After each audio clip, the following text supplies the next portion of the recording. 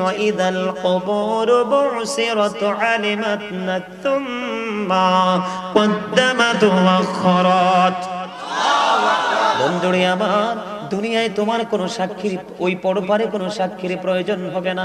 কোন মানুষ তোমার জন্য পক্ষে বিপক্ষে কথা বলতে হবে না।